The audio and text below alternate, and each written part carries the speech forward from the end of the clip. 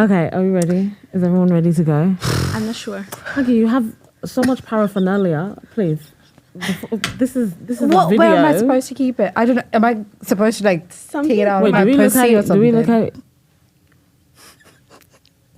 Hello, everybody, and welcome to PhDamn, the podcast for damned PhD students, those who wish to become damned PhD students, and those of us in our third years on a screen like we have money. Wow. No, because like This is very bougie. That's what I told Jack. we're in a Okay. What are we talking about? First of all, welcome. Oh yes. oh yeah, welcome to the new us. This is the new us. Also, welcome to Prague. Yeah. Oh shit, yeah. That's what my welcome was. Okay, I can't lie. Like what the fuck? Okay, for me, she's been back for a really long time. I know. I Yeah. forgot she hasn't been on the podcast. It's been quite a while. Yeah. I mean, I just saw her first time on Sunday, so. Really? Yes. Oh wow. Okay. Yeah. Yeah, Spaggy is back. I'm back, bitches. So no Britney's more, back. No. no more stupid online episodes. It's Yeah. Britney, bitch. Sure. Oh, okay. Yeah. So we'll do mental health check and then we'll do. Oh Okay, shit. See, it's been so long for you. I really had forgotten about. Do you want to talk about India before we do a mental health check? No, mental health check and then updates. Okay. Okay. Because it's kind of part of the episode, isn't it? Yeah. Okay. Okay. Yeah. Yeah. Okay, I'm Something going is a first bit because I feel awkward. like I don't know. Is I it? would it be is a little bit awkward. It's because It you know what it feels is. like I don't know. I do you feel wanna like. I feel like we you are wanna, like not hold my facing boobs each or other. Right, so now it feels like It feels formal. it feels like loose women, like a talk show. Yeah, but this is not a talk Yes. show. Yeah. This Yes. is not a talk show. That it doesn't feel like we're just friends eating lunch. Yeah. We should have brought lunch. I think we're not allowed We're to not bring allowed food to eat. in here. Yeah. Okay, we should have brought prop lunch. You know, Prop lunch, yeah. just to pretend Fake like something food. to, pretend because nobody wants to hear us crunching. Can I just say, I also feel like a straight man. Like this is like what a straight man podcast looks like usually.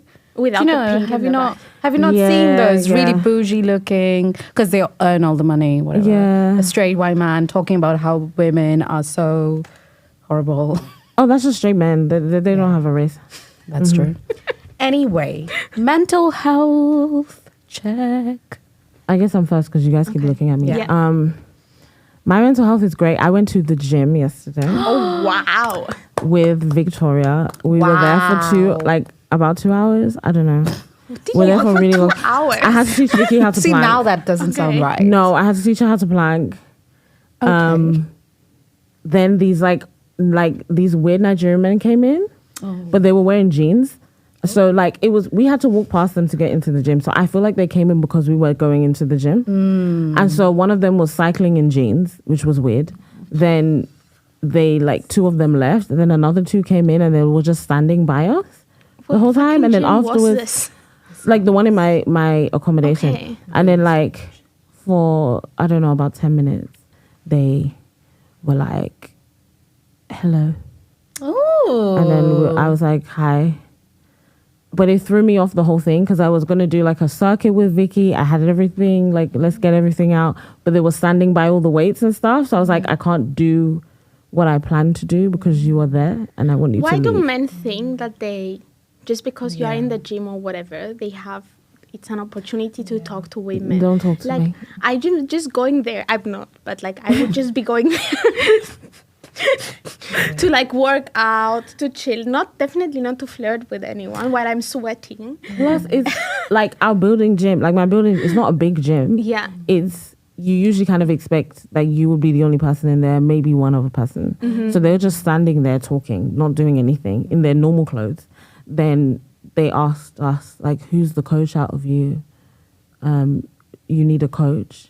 And then me and Vicky were just Just please Okay. leave us alone. so we're does just that doing our own mean? thing. I don't know, Okay. but I wanted them to leave. And they eventually left. And then we had it to ourselves. And then we could do what we needed to do. But it threw us off and threw the time off. You know what I mean? Because Yeah. now I'm there for too long. But yeah. Men, please do not approach random women in the gym. Yeah. Please don't do that. This is Just also don't not do the first time it's happened to me. Yeah, I'm A sure. guy tried to mansplain to me how exercise works. And I was like, I have a biomedical science degree. I know how exercise works. And then he was like, Okay. And then he left and started mansplaining to someone else. But yes, I feel quite good, actually, euphoric. I even stretched this morning when I came out of bed. I'm also highly medicated. We'll talk about that later. Wait. Okay.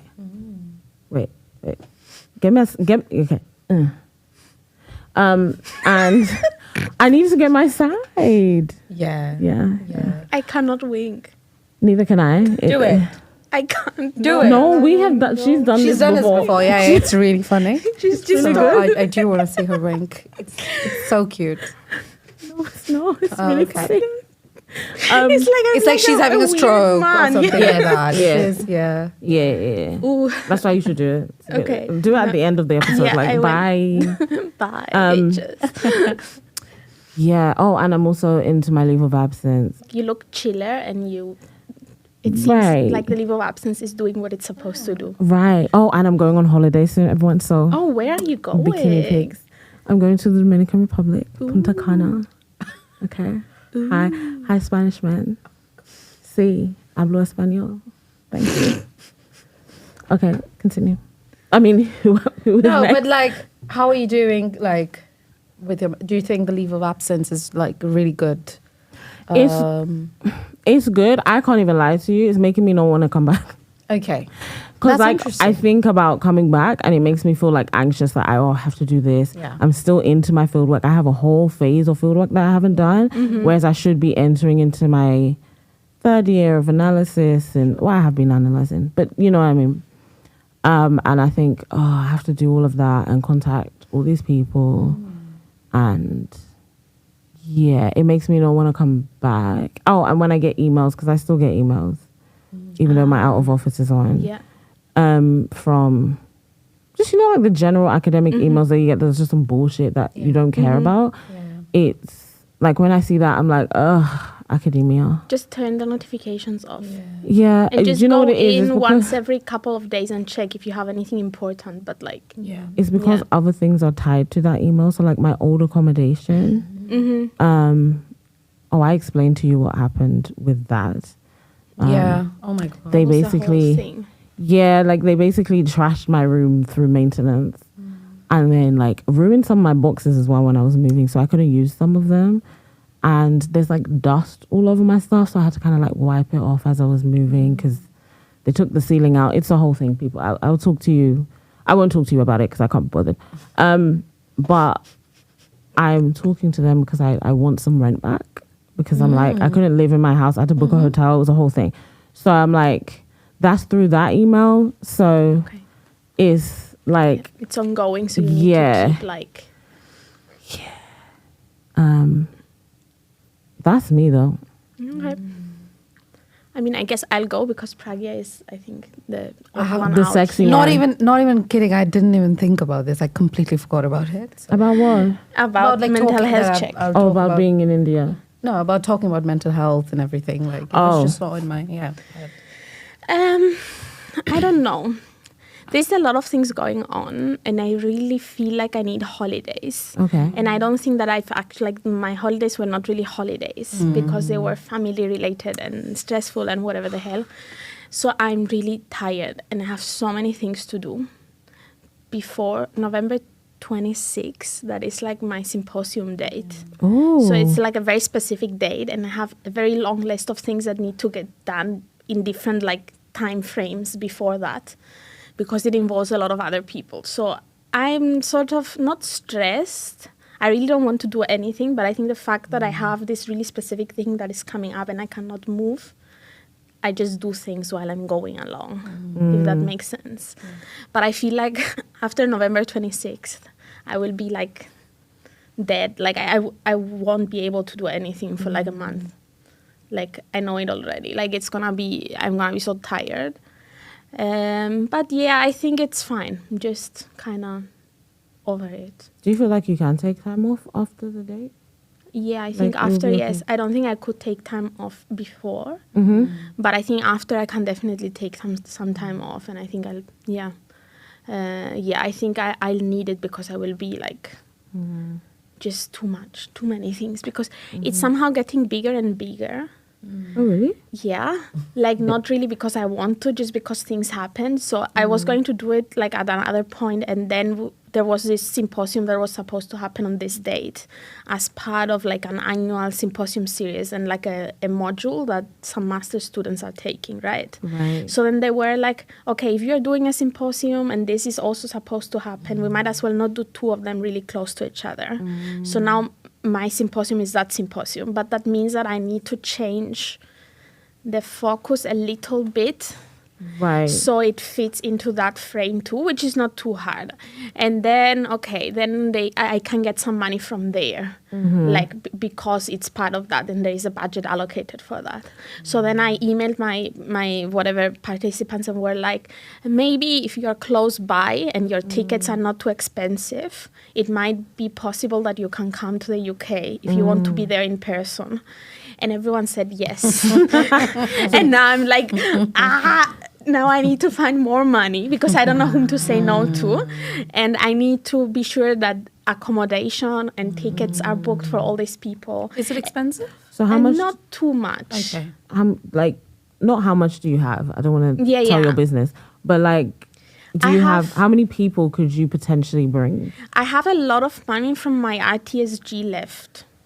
Like our research training grant that is like, it's for anyone that doesn't know, it's like £2,000 for the 3 years that you're doing your PhD, and you can spend it across the years or all in one chunk, or it doesn't matter. And you need to spend it in like research training related activities, research related activities. So people that go to fieldwork, they can spend it there. And I think the idea is I couldn't go to fieldwork because of health reasons or whatever other reasons, time reasons. Right. So now I'm bringing the fieldwork to me in a sense. Right. So it's in the same thing. So maybe I'll bring like 2-3 people over with my research training grant money. But it also means that it's like a bigger thing. Like I don't want them to come and then the only thing that they do is my symposium for 3 hours. It feels like, I don't know, it felt like the same way that you were coming to Cyprus for my wedding and I was like, oh my God, my wedding needs to be cool. So you don't... That's different though, because at least you can have a holiday, whereas I feel like this is this is work, Yeah. yes. But they were all really excited to come to Sheffield for some reason. Sure. Yeah. I just want to ask, what career stage are these people from? Because it might also happen that they could fund their own travel and accommodation, and it could be like, oh, if there are early career people or people who are, more in difficult contracts and everything, you would fund their travel and accommodation. triage it, Yes, like that makes prioritize sense. it. So there's different types. So one of them just works as part of this organization that is basically like, it's whatever. It's a bit of an NGO in a way, right? So he definitely, I don't think he has money or anyone will give him money to come here. But one of them is a professor in a university in Germany. Yeah. So I'm pretty sure that you're right, that she could spend her own university's money to come. But I also feel like I need to offer to pay at least some of the expenses. Because I don't know, it just feels really weird. Yeah, like they're Not coming. everyone. It's Not fully- everyone, but yeah. I don't know, it makes me more anxious than I should probably be. I guess you if you're honest enough with them that I only got a set amount of money. Yeah. Some people are more their whole work is supposed to be like philanthropic and stuff. Yeah. So they should just be like the ones who can afford it figure out the funds. They'll be like, okay, cool. Yeah. And then the ones who can't will be like, They no, I might can't. have their own travel allowance and I conference know, allowance. yeah. So I need to figure all of these things. So there is 2 things. There is the things that are more related to research and to my project that need to be sort of done before this happens. And then there is all the technical admin things of organizing everything, right? Yeah. And it's sort of a lot. But it will get done. If I'm good at something, it's at organizing events. Yes. True. So I know it true will be Leo. done. It's a very Leo thing to do. Yeah. My Yeah. sister's the same. Yeah. What was I gonna say? So because it's gonna be part of the master stuff, do they Yes. help you then with it? Or how does that work? You mean that it's part of the module? Yeah, do So you get students? not really. It was going to, like last year, my second supervisor organized this symposium in collaboration with this organization. That the idea is that this symposium is organized with them every year together, right? Right. So it was mostly online and some people in person, but it's not like a massive thing, right? So it just, the students, instead of having a lecture at the 3 hours that they would have a lecture, they have this symposium that they need to attend to. Right. So it's okay. within lecture hours, but Right. other people can also attend if they wish to, right? So yeah, there is some help from there, but I was also teaching in that module last year, so I partly helped with organizing the symposium last year. Right. So it's a little bit unclear where the lines are between what is my PhD and what is everything. Right. Yeah. But I see it as an opportunity in a way, and it's kind of, for me, it's like the marking final stop point of my field work, because I've been already doing analysis, but it's like the conclusion, it's like the wrap up of the thing, and then I know that chapter is done, and I'm getting into the other chapter that is more about analyzing and writing and stuff like that. But yeah, it's mental health wise stressful, but I'm kind of like, I'm so tired that I'm not too stressed anymore. I don't know how to explain this. No. Like It's you're on just like autopilot. Yes, I'm on Yeah. autopilot. I'm just going and going. Yeah. Right. Miss India. Okay. I do relate to that partly because I think I don't have the time to think about my mental health yet You again. say this all the time. Yeah. Yes, this is such a thing to say on this podcast. Welcome to all of our new listeners. This is Yeah. something that we say in each and every episode. And that we're tired and we're exhausted and like yes. I forgot now. You just Yes. reminded me when you said welcome, new listener. Yeah. We need to start introducing ourselves more often. Oh. Someone told us this at some point. yeah. It was me. It was you, okay. But I just thought about it because I was like, sometimes when I start a podcast, I never start from the beginning. Sometimes I'm like, oh, I've been reeled in by this episode. Yeah. So. But who are these people? Yeah. Hi, I'm Marissa. I am Pragya. and I'm Lara, and this is so awkward. Yeah. Okay, we done that now. Miss India. Marissa, you should incorporate it to the intro. Yes, Yeah. I'll see if I can Yeah, somehow. do that. Yeah, okay. Or just keep it India. like that and it'll just be India. like, this is how we do it, The like very representation of unplanned. India. Anyway.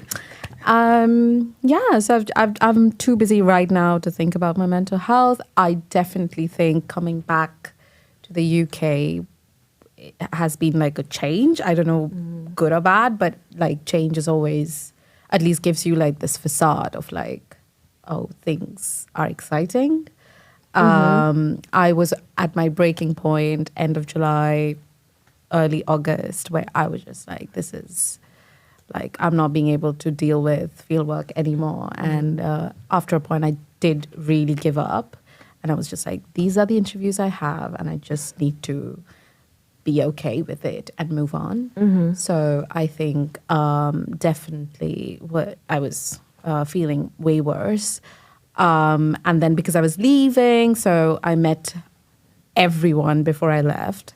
So it was just like meeting friends every day, and it was exciting and better than doing monotonous fieldwork. And then last week has been really, really busy. I don't know why.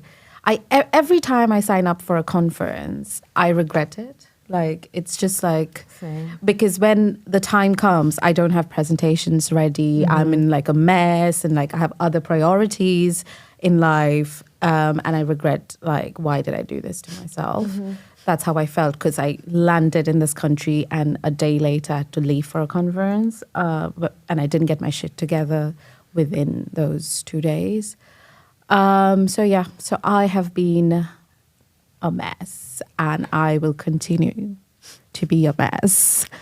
And In true Pragya fashion. yes, and some people are into it. So How was the That's conference exciting. though? can I bitch about them? Sure. Yes. Okay. So, and this is so against my culture. What? But so one of the conference was a South Asian conference, and the other one was a British-based conference. And unfortunately, I had more fun in the British-based conference. Oh my God, you're so colonized. I know, but I feel like sometimes the colonized internalize colonization so much. Oh my God, completely that's- get that's- yes. that- Yeah, I agree that's with the that. thing. Yeah. That those spaces feel more colonizing than maybe like other white British spaces. It was still very, like, I would definitely say that the British conference was very white and everything, but I think there was this need to sort of do different things differently. And In which one? in the British one, Right. But the South Asian one was so serious. It was just like everybody was wearing suits, and they were, very serious about their presentations. There was just 10 minutes given to every presenter. I was put in a panel which had nothing to do with what I was presenting. It just felt like people sort of prioritized the conference than the people and what they were presenting. It's about the prestige of the conference rather than about sharing your work and discussing it. And then there was like, some of the work was really good, but I just thought that everybody was just interested in critique and not like compliment for the work that they have actually done. Right. So it was just like, the entire thing felt like who presents the best and who has the best research, rather than learning from each other and sort of getting interested in each other's or even work. having productive conversations. Yeah. So that's how I felt it was. I think it's because, right, when you think about, like when you throw race and stuff into it and cultures and globally stubbornness and all that, it's always the best of the best who end up in those spaces, right? Yeah. And they're the ones I feel like who conform to respectability politics and all of that stuff more. Like they try to align themselves to whiteness as much as possible. Yes. And so you get all those people in one room. Yeah. And you hate them. Yeah. Like, well, that's me personally. Yeah. Like, so one of the things that they were talking about was academic freedom and how academia is so white and everything, but they were not really calling each other out on it, because it's also upper caste. Like if you think about South Asia, there's also like hierarchies there, and like nobody was calling each other out. But the other conference, there was this presenter whose book I sent you because I thought that it was so interesting, and she was saying very similar things that you were talking about in your research, and she was calling people out. She was just like, if you see around yourselves, you see white people, and and she was a health practitioner, so she was talking about how like the medical system in the US need Black people so that they can continue their jobs, so that they can, keep this sort of hierarchy maintained and everything. So it was very like, I felt like there was like, and you were given 30 minutes, which is something, it was so good that the fact that I could actually get to know someone's work rather than be like, oh, next person, then next person. It was just, it was more, and we got really drunk. C and I, we got so drunk, and I thought that was really cool. Yeah. So I think I really enjoyed that one. But as a whole, I am really, I don't have time to think about my mental health, and that's, I'm gonna shut up there.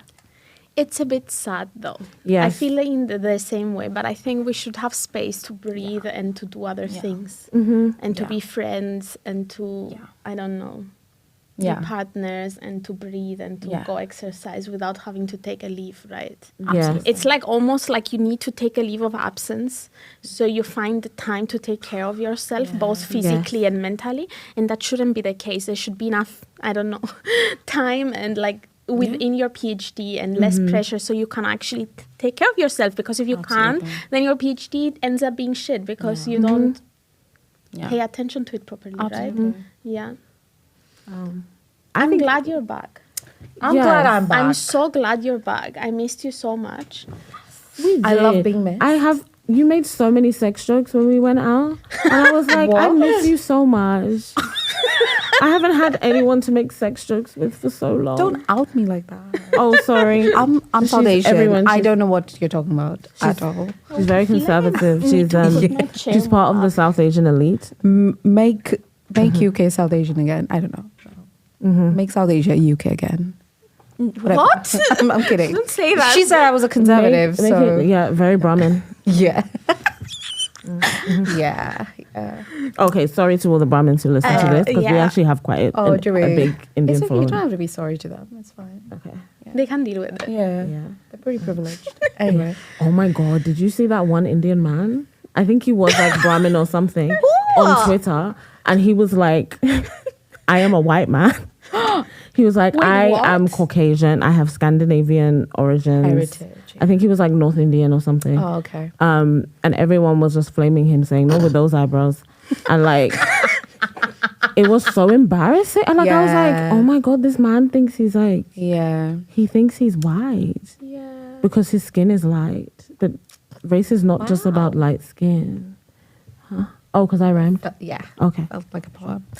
Anyway, Oh, what sorry. are we doing today? That was a really long introduction. yeah. Because we also met after so long, and so It's there was true. so much. Yeah, yeah. It's true. There's All a three lot. of us have Yes. not been Yeah, in the no. room since together. until now. Yeah. And I feel like if we met somewhere else, we would not Yes. have this conversation. We should have planned the We episode. would. maybe. Yeah. Yeah. Okay. Okay. It is sort of the end of the one academic year / the start of the new academic year. Yes. I am personally not officially in my third year until the 1st of November. You took a What leave does of that absence. mean? Yeah, because I took a leave of Oh. absence for a month. But you should be in October, right? Mine would be like December, January. Okay, yes. So we are not officially in our third years, but this is Kind of. entering our third Yeah. years. And I guess this is the third season of the podcast in that sense. Yeah, Yeah. season 3. Sure. And last year we sort of did a reflection on what happened in the previous year. So we thought that we'd do that again, especially because I think Pragya was not here and the online episodes were a bit different. Yeah, it was So, very yeah. difficult. Yeah, to be it was honest. quite And we're difficult. really sorry about like if you had to hear really like patchy voices and like It was bad. Yeah, we It had was- some really bad technical Yeah. issues. It was not a good era. Blame Pragya for all of this. She could have done her fieldwork here. I Like the do true agree. colonizer that she has become. Yeah. So I just don't understand. I'm a white. Actually, no, colonizers go to I'm the a land. coconut. Yeah. Oh, don't say that. You might end up in a court case. Anyway, so like that woman who just beat the court case. Do you see her? She called Rishi Sunak and A coconut? Suella Braverman coconuts in her placard. Oh, And she just had a court case for it yeah, because they used the Yeah. same anti-racism stuff to be Yeah. race. It was weird. Like, anyway, but she beat case and I'm she's calling heavily myself. pregnant. But yeah, Anyway, what are we doing today? Tell us. Who's going to tell us? we're reflecting on the year and we're doing what we did in our, what episode was it? Our third episode or second? Second or third Yeah. episode. An object elicitation. Yeah. Mm-hmm. Because apparently you guys loved it. Sure. So what we're going to do is we have objects. Yeah. Those objects are going to have something to do with the year behind us. Mm-hmm. I was thinking we maybe should have brought one for the year ahead, but it's fine. I was going to ask you, but then I thought it's too much and it's too late. And then you have to think of something. That's so good. Can do that in Yeah. the next episode. Probably, yeah. Yeah, that's what we're doing. We're going to reflect on the year using our objects. We're going to talk around the objects like we did with the migration episode, I think it was. And yeah, like, can we do Well, that that was now? such a good episode. Yeah, please Yeah. check out our migration it was episode. So good. It was, was one of really, my really favorite, beautiful and it was like the episode. second or third one. Yeah. Okay, object. Who goes first? You guys always look at me. Okay. Jesus H. Christ. Okay. So, my object is in my It always pocket. works. It does. It really works. It's peer pressure. So for the cameras, there we go. I don't know if you can Do see. it like an influencer. Do it. Oh, okay. Yeah. Hi, everyone. This is a pill bottle. What is inside it, you may ask? It is Elvance, which is the brand name for lisdexamphetamine, also called Vyvanse. There's two brand names. Just saying. Sure. Yeah. Sponsored by the British government through the National Health Service.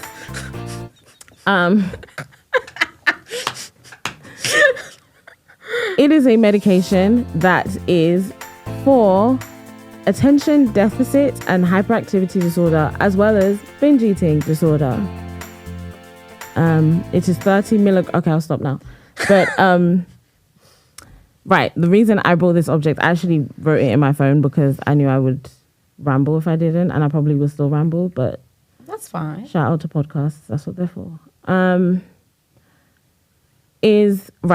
So it represents a lot of the self-discovery and self-care that I've had over the year.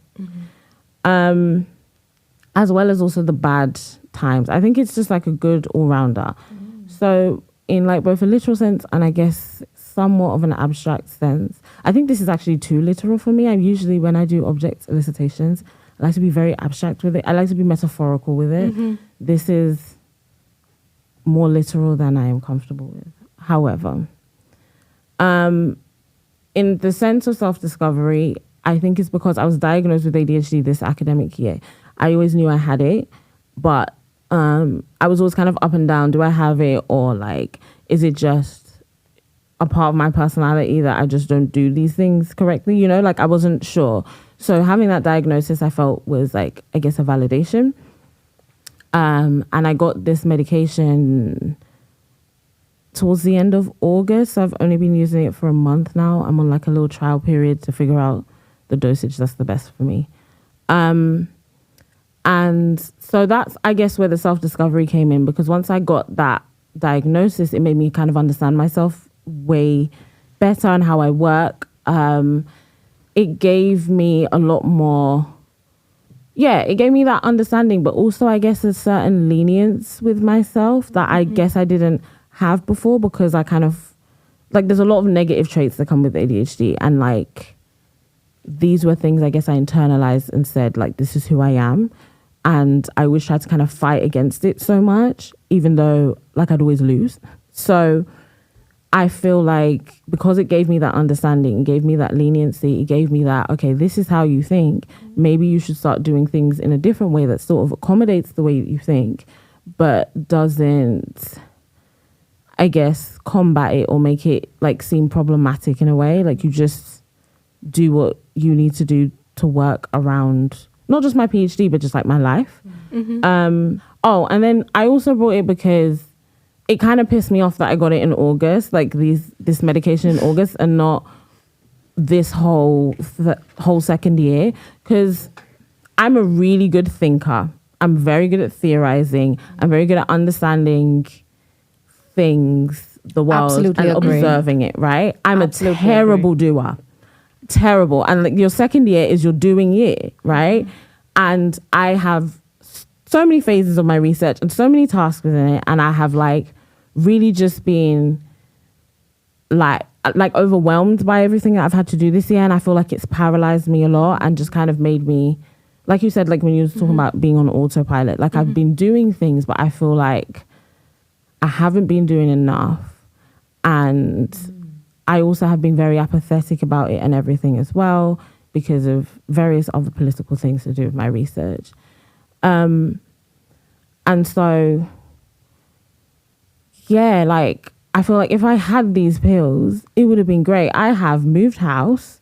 I've done so much cleaning, laundry, all this stuff. I've written, I'm writing a paper on something else. So I haven't actually been on a real leave of absence. I've always had work to do. But I'm doing so much stuff, and this medication is ridiculous. I have never been this productive and this organized in my entire life. I don't there's so many side effects to it. Like, it makes me very lethargic and weak sometimes. But my God, like, I was like, who is this bitch? Even in my family group chat, they were like, Marissa, maybe you need to come off this medication because I don't know who you are anymore. Like, I have never gotten so much of the tasks I need to do in my life done in the way I have on this medication. And I'm like, if I had this just a few months ago, I would have like sped through my year, through my second year. And honestly, if you are like neurotypical and you're not like ruling the world right now, you have failed. Let me just look into the camera properly. Which camera is mine? Oh, that's mine. You have failed because listen, the shit I have gotten done on this little pill box.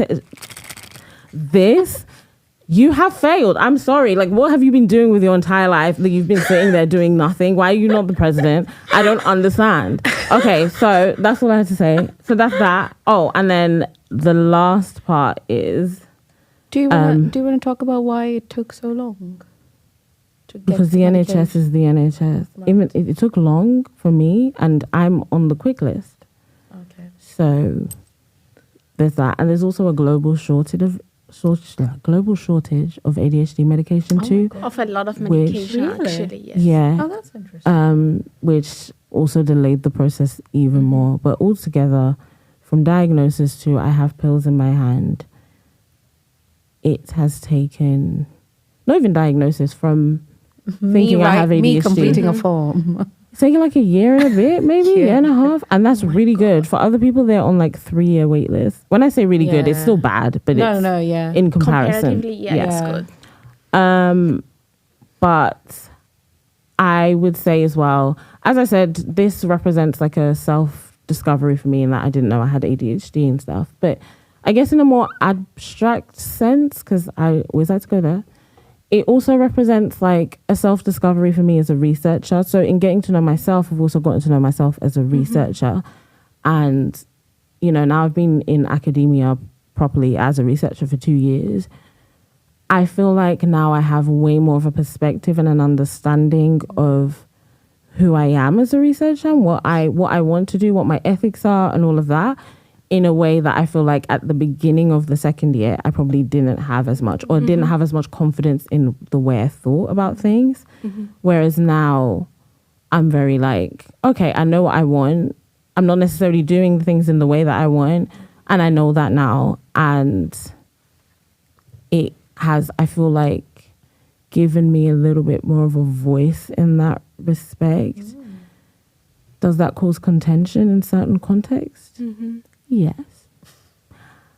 Do I care? Yes. I care. But I also don't. I don't know how to explain it. Like, it's like I care that I'm causing contention because it annoys me. But I also feel like, well, fuck you, I'm not going to change who I am. So I also don't care in that sense. But that's pretty much my object. Wait. Oh, wait, hello, there we go. Well done, NHS. Yes, well done, NHS. I don't know if I should be paying for this. Yeah. I don't know if I should be paying for this or not, but I haven't. Yes, I think you do. Oh, because really? For you to not pay for prescriptions, you need to have like really low income or like, I don't know, like a million different things. So I think for that you would have to pay.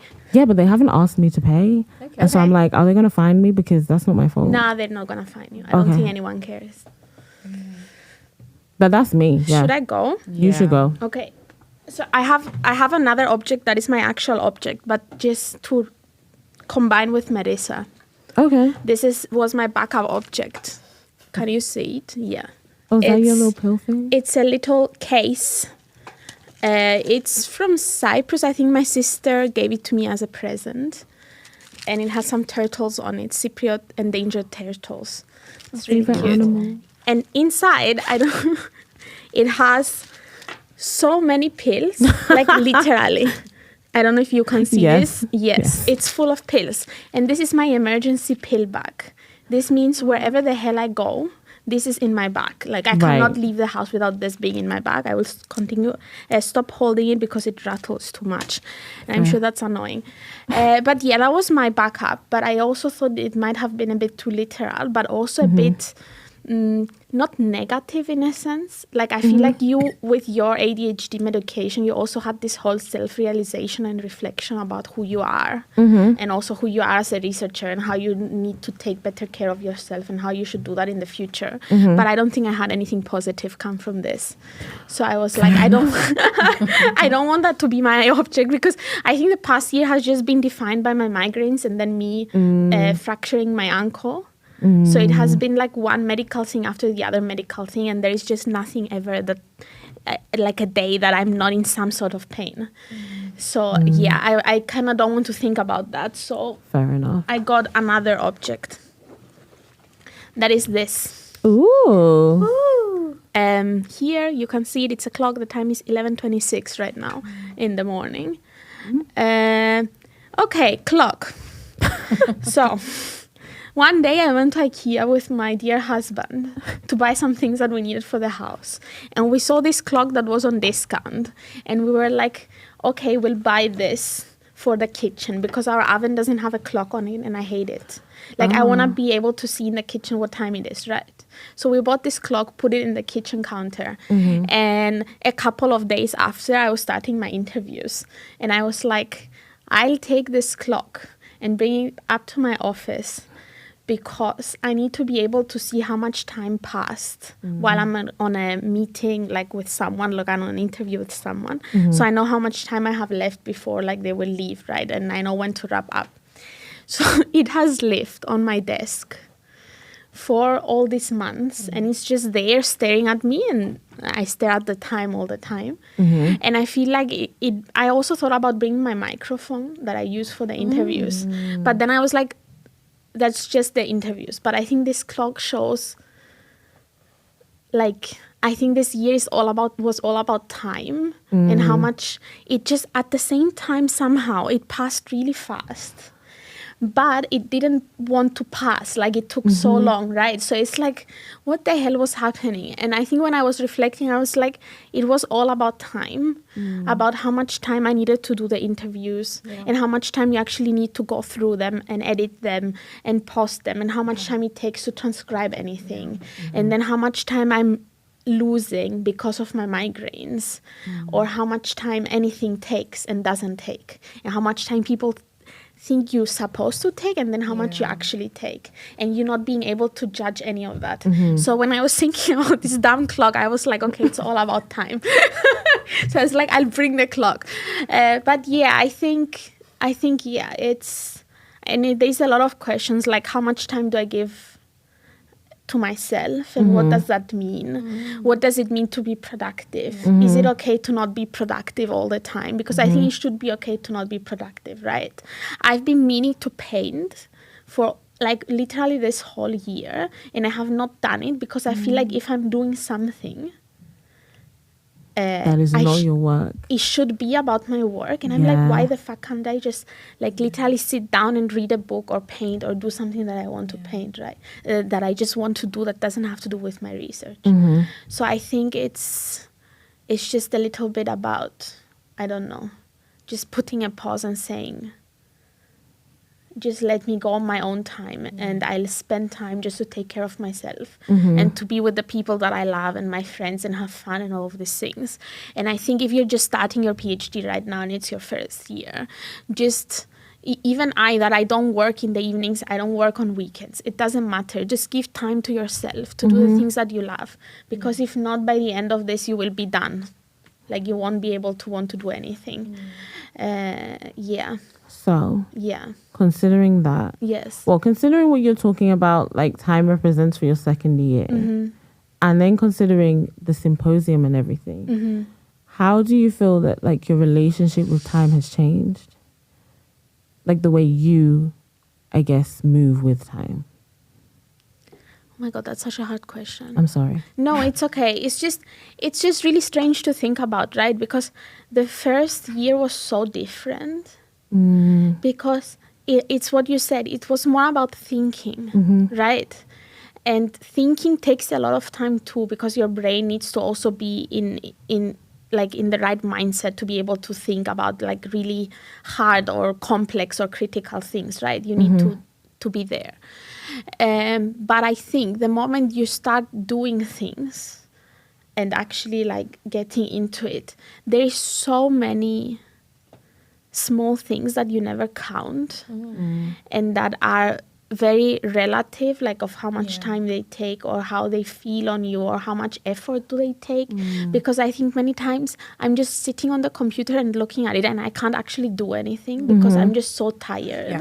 And this is like hours and time spent of me just literally not doing anything and just staring at a computer because I'm just overwhelmed and I can't do anything.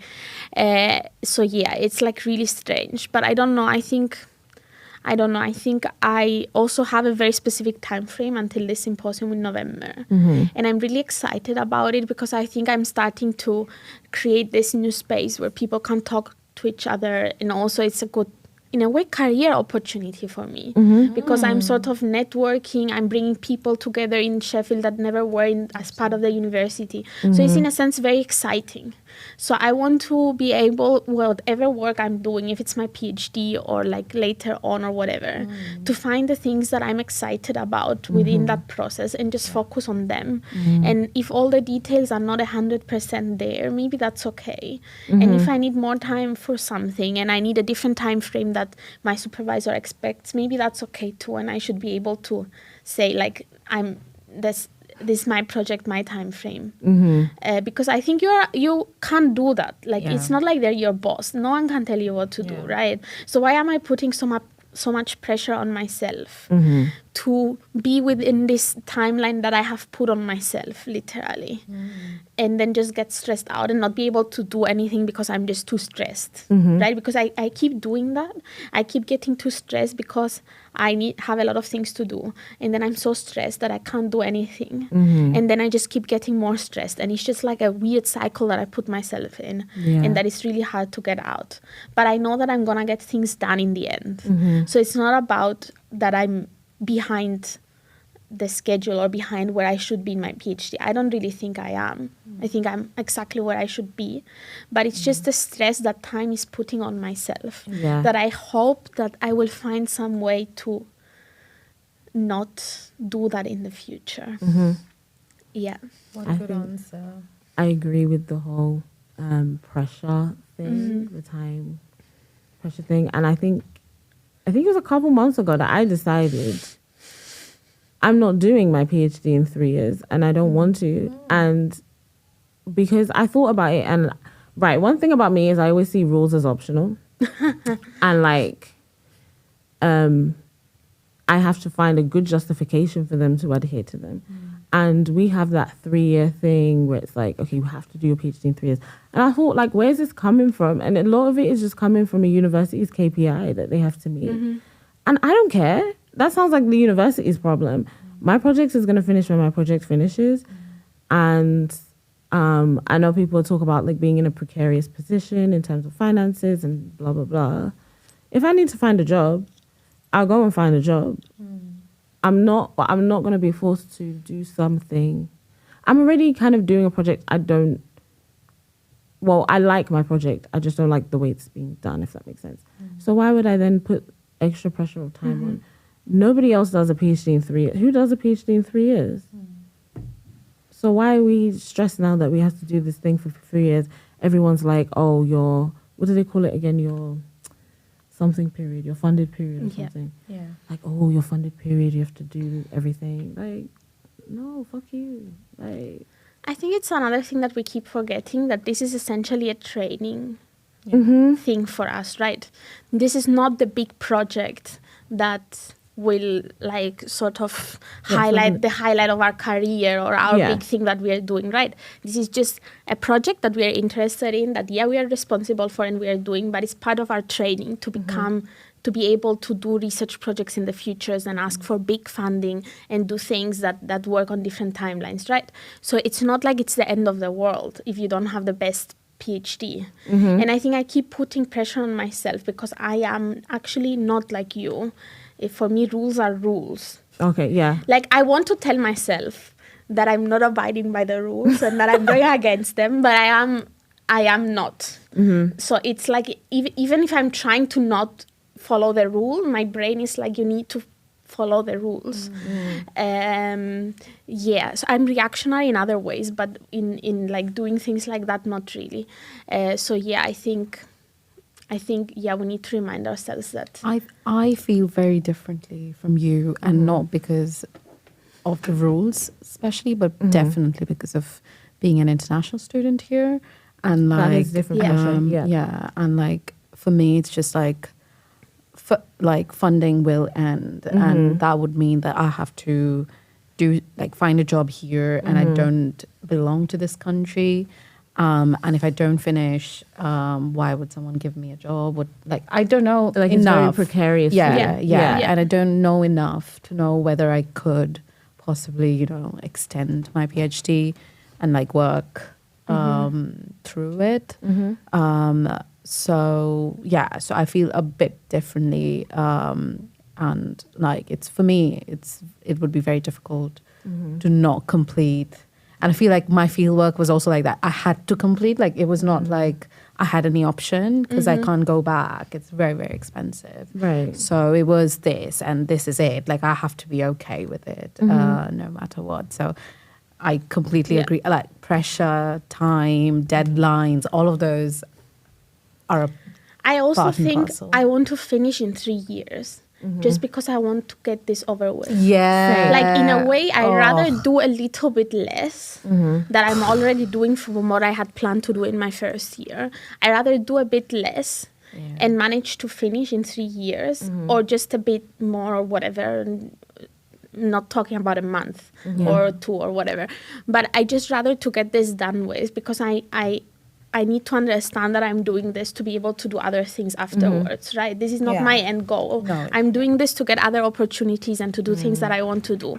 So if I have to do a bit less or if it doesn't have to be perfect, this is what I'm trying to tell myself, but we'll talk again in 6 months.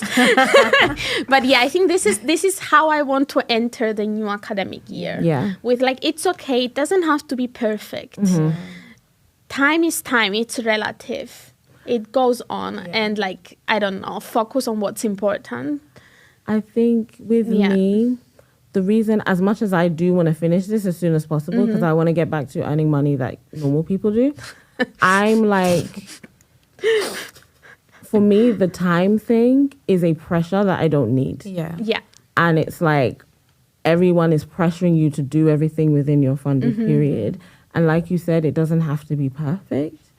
And it is just a stepping stone into the rest of your life. Yeah. But yet everyone, with that time pressure, it makes it seem like it's everything. Yeah. And I'm Exactly.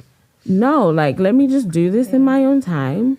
It will get done. It's not going to be I'm not going to be 6 years in and be I'm still doing this PhD.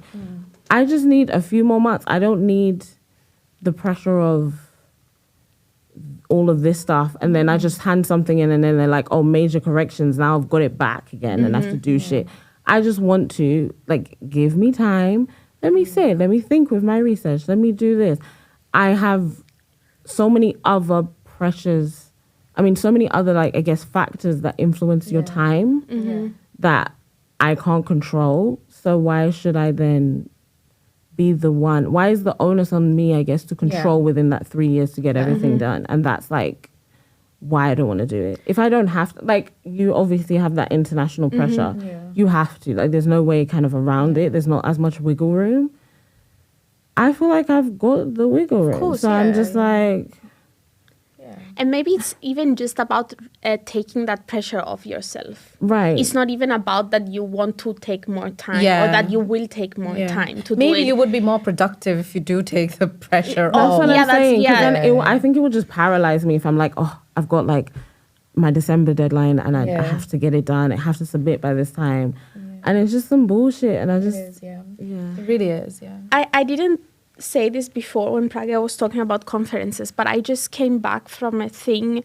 It was not really a conference. It was more like a workshop, a bit conference vibes in Glasgow. And I think it was the first time that I talked to someone about my analysis from my interviews.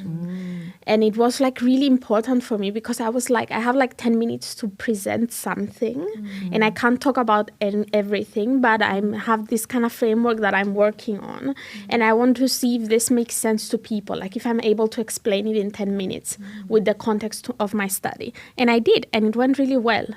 And people understood what I was talking about, which sometimes does not happen. So sometimes I just present and people are like, what are you even talking about? But they understood. And then people came to me and talked to me about what they thought about it. And people seemed interested and stuff like that.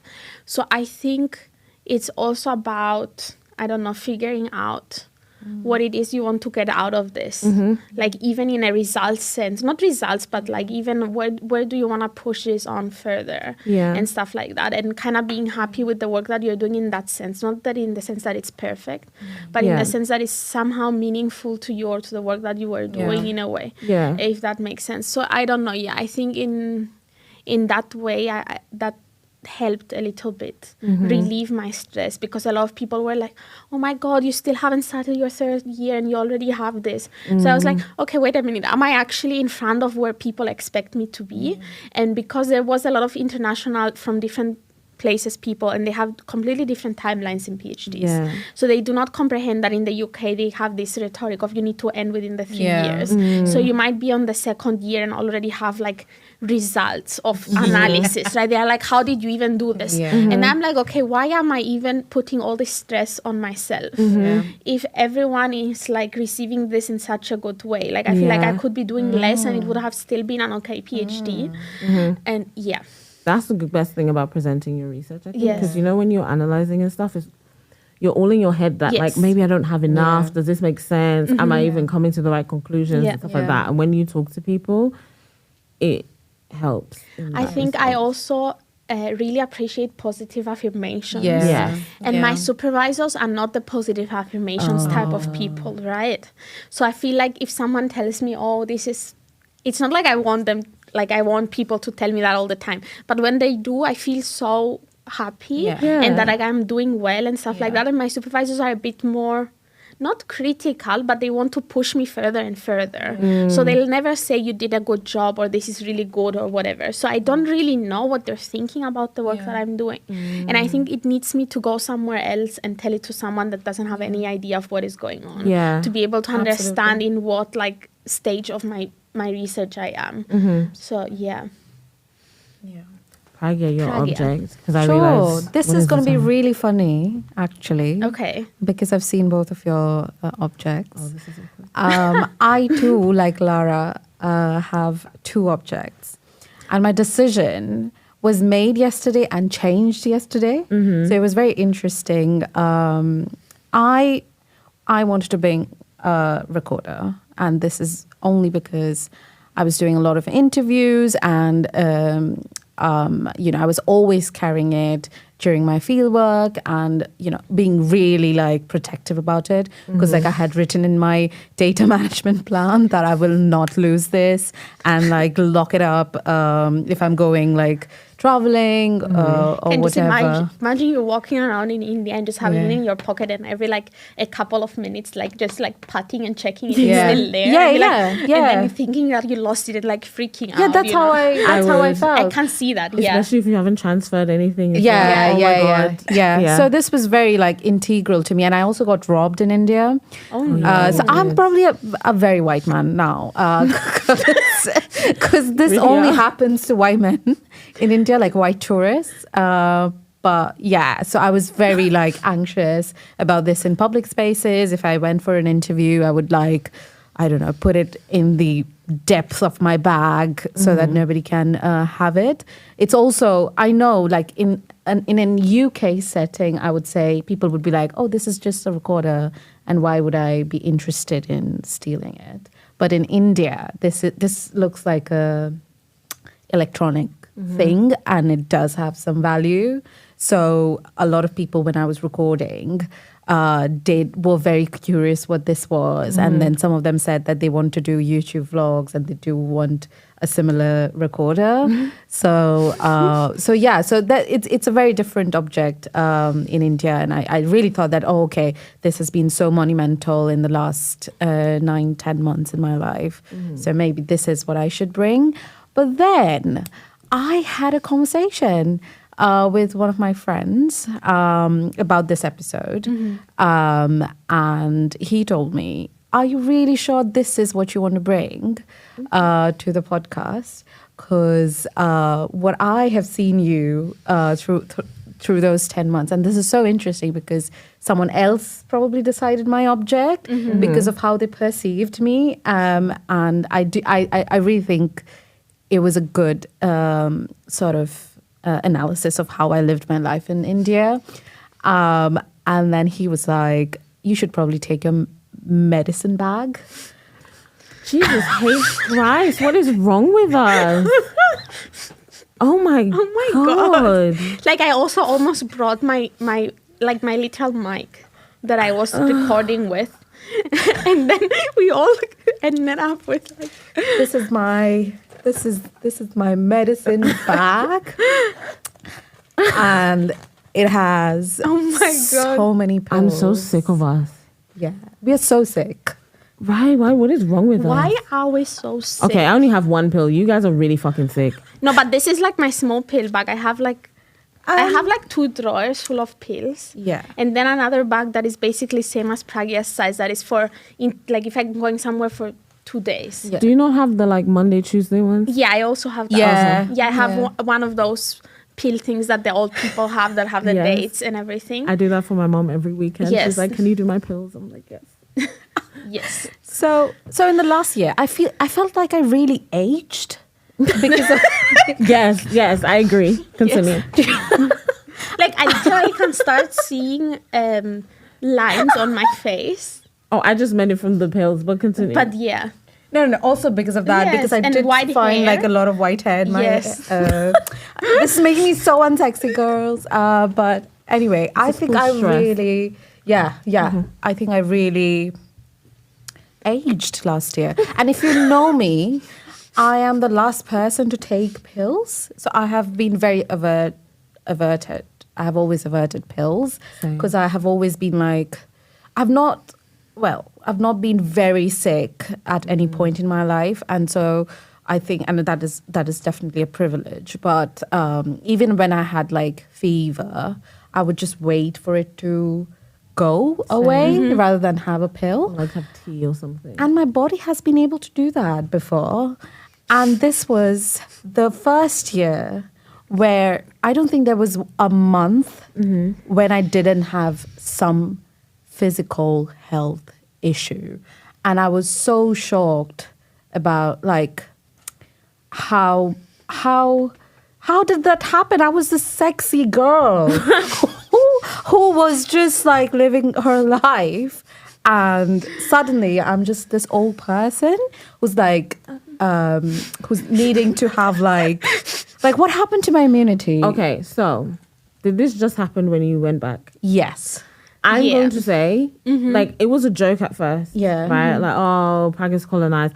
Prague, you're colonized. You're actually colonized. Yeah. You're not just colonized by in the mentally. Yeah. You're Yeah. colonized Like physically by physically. pathogens. Yeah. Yes. Yeah. That, I guess, if you were in India, Yeah. you would be absolutely fine. Yeah. But now the pathogens Absolutely. see you as a foreigner. Absolutely. Did you get Yeah. mosquito bites? Do you guys have mosquitoes? Yeah. Did you get mosquito bites? Yeah. I mean, I know that you couldn't stand the heat. Yeah. That's one thing. Yeah. Like the heat. Like if you're, even when I go to Cyprus, that is nowhere as hot as India. Yeah. I'm dying. Yeah. Whilst I was okay there before. Like Yeah. you get acclimatized. Yeah. Yeah. And then you're here that has all this like kind of moderate climate, basically, that doesn't get too hot, neither too cold. It gets Yeah. cold, but not that cold, Yeah. to be fair. Yeah. And then you go back to the 45 degrees in Yeah. the middle of a heat wave, and of course you'll be sick. Absolutely. Or you're not used to the water anymore. Yeah. You're not used to the food anymore. You're That not is so used true. to like the cooking practices or Yeah. whatever. So you got sick. That is so sad. Yeah. And this is very interesting because I have been born and brought up in a climate which is more closer to what Sheffield feels like.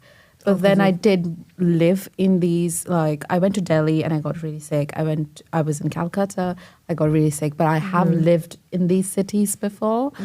And I was just, and I think it has gone worse than before. There's definitely climate change and like the heat does feel worse than before. I talked to other people, asked them how they felt about it, and they said yes. Yeah. But I also think definitely I have become more okay with this sort of like weather, and anything else makes me feel really, really sick. So every single month I had some health issue in the last 10 months in India.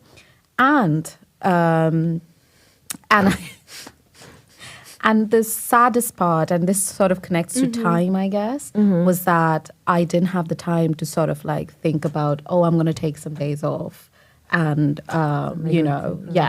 recuperate or like feel better. I just had to take medicine because I had already scheduled interviews, or maybe I had given someone some kind of date to like, go visit the field, or had some sort of a conference somewhere. It was just like, I just had to rely on a pill and take it and make sure that I am going to the field, because I did have like 9 months and I knew that I don't have more.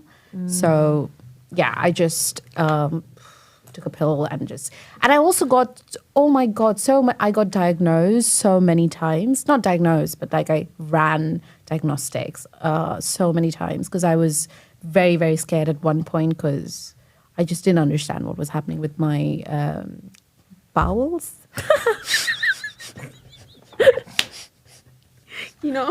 Pragya's year was defined by diarrhea. Yes. TMI, but I had so much diarrhea.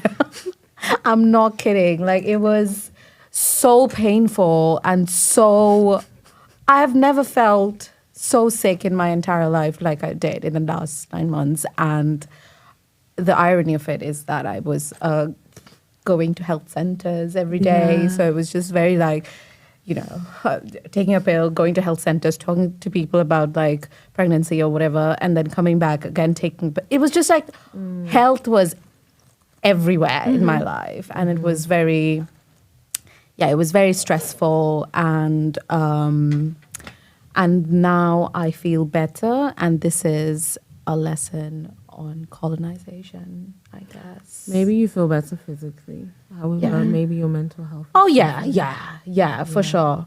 For sure. Like, but I do think also when your mental health is not fine, that it adds up to your physical health as well, and right? vice versa. And vice versa. Absolutely. So it just keeps going. Absolutely. And I just like, I just wish that my fieldwork didn't go this way. But it really did. And shit happened. Yeah. No pun intended. Yeah. Literally. I mean, like the biggest thing that stuck to me during my fieldwork was how sick I was. And I think, I'm not saying don't go to India. Go to India, guys. It's amazing. Yeah. But you should have time for yourself to take a sick day. But it's such a hard thing to do, right? I had this with interviews. There was interviews that I had to cancel because I had such a bad migraine.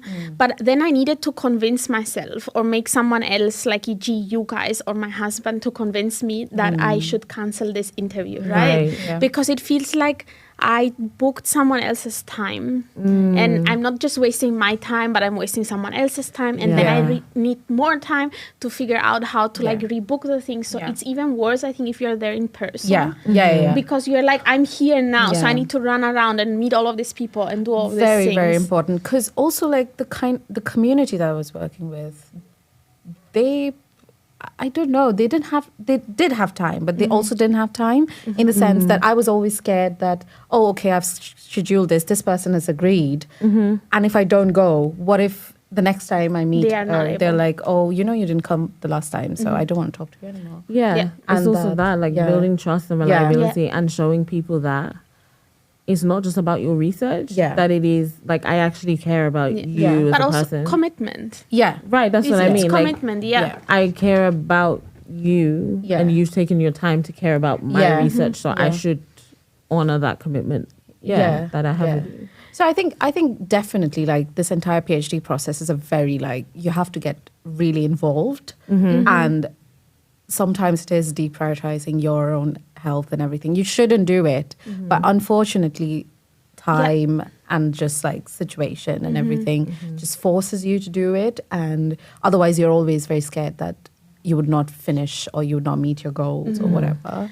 But in a way, you now learned about this, right? Yeah. You're kind of, I think that's what we were saying before, training, like your PhD is training, like in many different ways. Also in the sense that you understand how much time you need for things or how that you need to plan in this unforeseen things that you might get sick, or if you're traveling, you might need days to recover or like it's all these things that then you're aware of the next time you do it. Absolutely. Yeah. Yeah. But I think something that I realized while you were talking is that it's sort of the first time that I do research, like from my house and my desk. Mm-hmm. And I think in that sense, it has been a very disembodying year for me. Oh. Why? It's like, because usually, like back when I was in Cyprus and I was doing different things or even working and stuff like that, I'd never just spend hours on my computer doing work, right? I'd be the type of person that would be outside talking with people, moving around, doing things. And I was kind of not able to do that for different reasons. And I think all of these health things too, it kind of like distanced me from my own body. I don't know if that makes sense, but I feel like it's like a thing that exists to carry my mind and my head right now. Yeah. And in a way, we should be like, I don't know, more aware of it. Yeah. Yeah. I mean, it is so much about your Yeah. body, but it's still disembodying you. Yes, exactly. And it doesn't make you feel like yourself or what you might have been doing. Yes, That it's is- such a that is weird really- thing. that I had is never really thought about that before. Yeah. But So yeah. all our years has been very health based, Yeah. I guess. What the hell? And nobody prepares you for this, because like nobody tells you, at least I wasn't told, that, oh, you know, sometimes delays may happen, or what do you do if delays happen, or like you are sick or anything. Everybody just tells you, okay, you have this amount of time to complete these tasks. But I think these conversations are so important, like this everydayness of doing a PhD. So, I guess in my confirmation review, we spoke about things like contingencies, but it was very interesting because we spoke about contingencies based on my participants and like my method maybe not going as well as I wanted it to go. Like, will people be available and stuff like that? Will my contingency be there? Which I didn't use. I really should have used that contingency. Anyway, but the point is, like, we never spoke about us. Do you know what I mean? Like in the confirmation review, it never crossed my mind that I'd have to think about myself. You know, like, oh, like a contingency could be me. Like I could be someone going through things. Yeah. Like, I don't know. Life happens, you know, like you said, our health all kind of was intertwined in all of this. Yeah. But other things can happen, like bereavements, like, you know, just things. My mom's health really deteriorated through a lot Someone of this. else's health might Like, affect you. Yeah. And we never spoke about, oh, maybe we just need time for that. Maybe we need to accommodate just having a life outside of our PhD. Absolutely.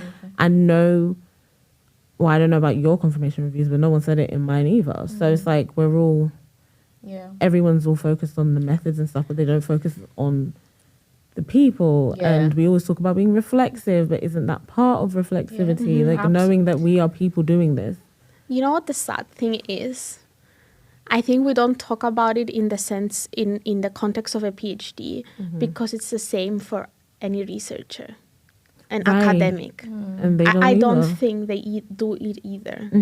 And I don't think in larger research projects or in you being an academic, there is this contingencies built in either. No. And they should be.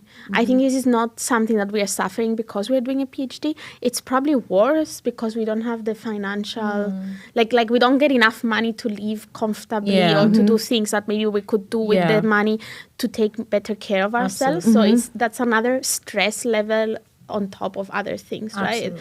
The financial thing. But I do think that all of these things that we are talking about happen to mostly any researcher. They do. Yeah. At least those that care about things. I think it's also like the capitalistic nature of Yeah. academia. Yeah. In that there's always this forced scarcity of resource all the time. Like everyone needs this, everyone wants to apply for one grant and everyone needs this one thing, right? So then you don't really get time to take time off, because even if you're an academic, it's your job, right? You got annual leave, you can it's a lot more cut and dry, I feel like, than a PhD where you're like half student, half staff. Yeah. But even then, if you then don't show up for this one thing, you don't know when the next thing is coming, your next opportunity. So it's like you can't. That's why they always have these unsociable hours that they're working and like things like that. They don't have time to be people. But you know what? Some people also don't have this awareness or consciousness. That too. And a lot of people, again, sorry about my culture, But a lot of people from my culture would think, why wouldn't you suffer? Only when you suffer would you get The good stuff. the good The good stuff. stuff, yeah. So it is worth it, and it Yeah. is good that you've suffered, and that this is a part of that's this how entire it's about experience. moving on and Yeah. becoming famous Yeah. or whatever. I see that Yeah. as academia as a whole. And this is not specific to academia because you will go in industry and it will be the same Yeah. thing, right? However, I find in academia, suffering is glorified highly. And I feel like in industry, while suffering is somewhat glorified, there's still a shame on it in a way, right? Or they're better paid. They're better paid. And there's You're like suffering and at least you get the money for your there's suffering. compensation. Yeah. And like it just feels like it's not as at the forefront. Like Yeah. people, I feel like in academia, it is like you will suffer. Yeah. Your PhD is going to be bad. Everyone then you're going to be a researcher. That's also bad. You're going to be a postdoc. You're going to have no set job for a very long Yeah. time. That's terrible, but it's great. Yeah. And you should be grateful. Yeah. Yes. And I feel like it's not as overt. It's Yeah. a bit, they still do that in industry, but it's Yeah. more obscure and they would never say it to your face, kind of. Yeah. But here they say it to your face. And when you say, no, I don't think I should be doing that, everyone's like, well, you bitch, I did. And therefore you should. And yeah, but I'm also going to go on strike because I don't like my conditions. Yeah. But you be happy Yeah. because you're an underling. Yeah. And it's weird. I just don't understand it. I think the thing of being grateful is also something Yeah. that is really weird. Yeah. It's like it always has like a connotation. Like you need to be grateful that as a young woman or as a person of color or as a whatever thing that they want to Working say. class, this, Like you that. should be grateful that you Yeah. are able to do this. And it's like, bitch, no. Like I worked my ass off to do this, to come here. Obviously, maybe I should be grateful because probably I was lucky in some way or another, right? Or I met the right people or I talked Yeah. to the right people. But it's kind of through my own effort. Right. Right? It's not like I should just be grateful like to whom? To God or to Right. the universe that I'm doing this? No, I should be Right. grateful to myself that I'm Right. putting in all this effort and I came here despite all of the things that you want to assign, right? Right. I'm grateful that I'm that bitch. Yes. Like, I don't know what to tell you. There is also a sort of like romanticizing this entire idea Right. of like, you're here to create some change and it's so good. So you should sort of work towards it despite your horrible working conditions. And you should put And, like, yourself like yeah. under the cause, basically. Yeah. And like, I feel like if you really look through it, I think arts, humanities, and social sciences are so badly funded at the end of the day because they don't want social change. And so they give you this facade of like, oh, you're working towards social change, but I'm just going to give you £10 for it. And, if you can get through it, it's good.